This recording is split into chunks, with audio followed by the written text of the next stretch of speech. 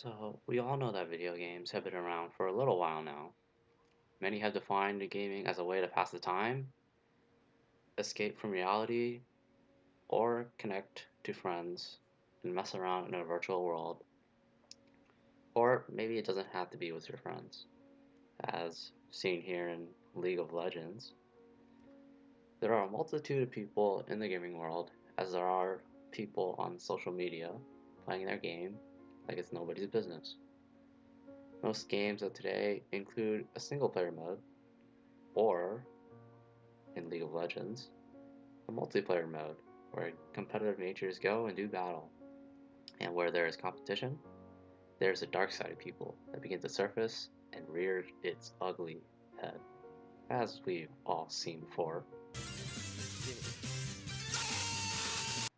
In any case, let's just hope that there aren't more than one Tyler ones around.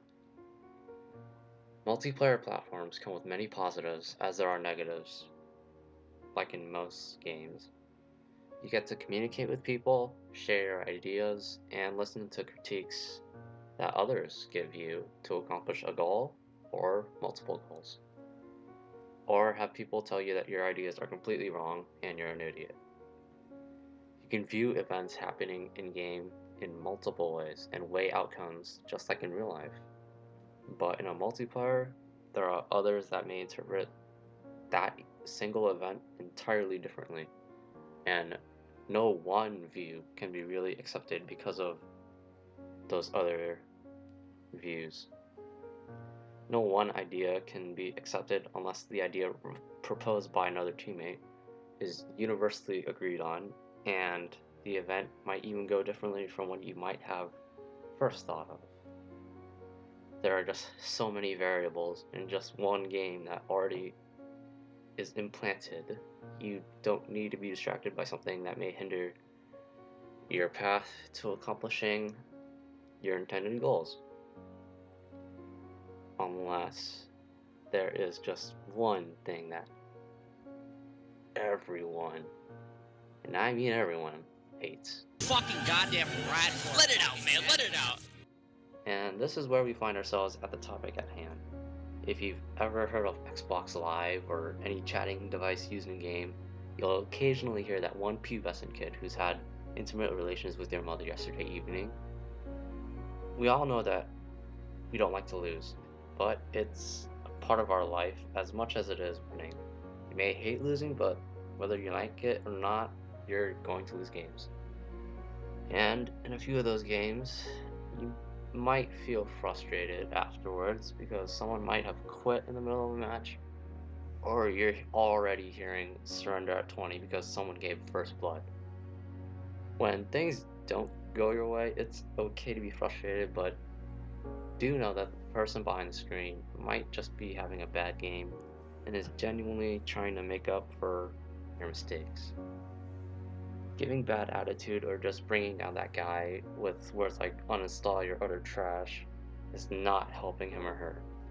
This exact situation is called flaming, and it's one of the reasons why people critical of gaming tells everyone that gamers are so violent.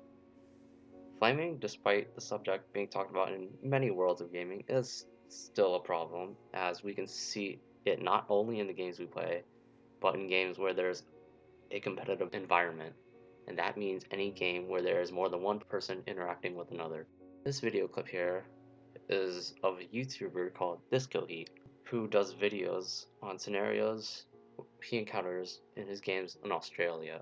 He displays people actively typing and telling their teammates they suck, basically being salty, as gamers call it in the community. Disco Heat has multiple videos of this scene multiple times over in his main series, League of Children, and some other videos as well. Now, as we've all probably experienced in gaming life, you might hear someone who's deflating the mindset of teammates with negativity. Nobody likes to be told that they suck unless you acknowledge the fact, and let's face it, you don't think so. These team-based games should be a complement of one's ability to communicate with one another and also be resourceful, as well as being open to new things, being flexible, Skill is important, but unless you cap that point and win as a team instead of individually, your skills are inferior. There are times where you might feel like nothing can stop you and you can carry your team to victory when they aren't doing so hot.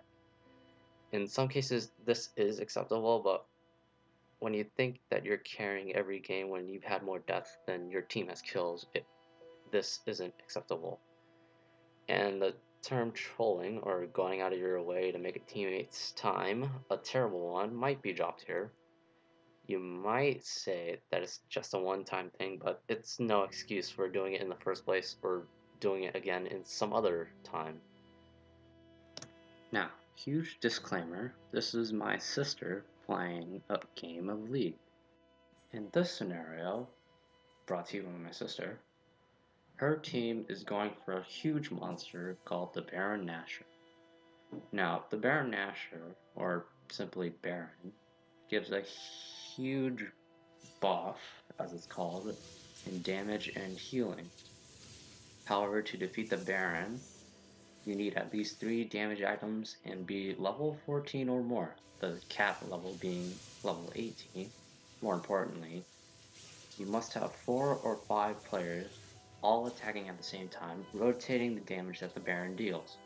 And as we see here, they have 4, or what was 4, but as my sister gets there, they're all low, they're all dead, and now my sister is dead.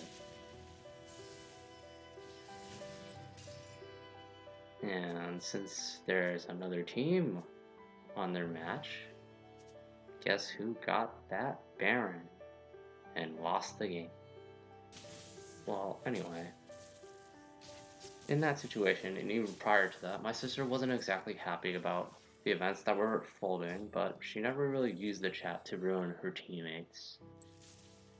And in any case, that is a good thing. In fact, that is one of the ways of dealing with flame or saltiness. Diffusing the ticking time bomb that is imminent with one's level of patience, there are several ways to cut the metaphorical red wire. One way was to not type at all and not awaken the beast that lies within all of us, because once awakened, it's not easy to stop. Of course, it's never easy to tell anyone that they're doing something wrong and convince them of so, because humans are actively stubborn, and in the event that you accidentally awake that primal rage, probably with the mistake you made, apologize and tell the person you'll try to do better next time. It usually keeps them quiet a little longer, as I try here. It might or might not work. In this case it did. Unless the guy is too far gone, in which case egos collide and war words are fought instead of fighting the enemy. But when blows come to blows, muting isn't exactly gonna help stop that flaming. The problem can't be simply ignored, despite how easy it is to just shut someone out. There isn't going to be an easy way out, and we must work together to solve this problem. It's an effort we all must spare, and it is here I end my video.